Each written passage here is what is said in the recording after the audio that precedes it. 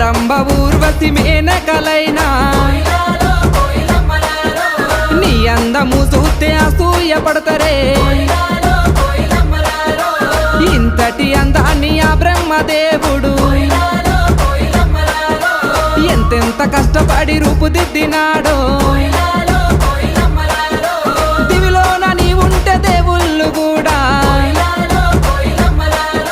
నిన్ను చూసి ఆగరాని కిందికే పంపనేమో మల్లె చెట్టు కింద కూస్తున్నా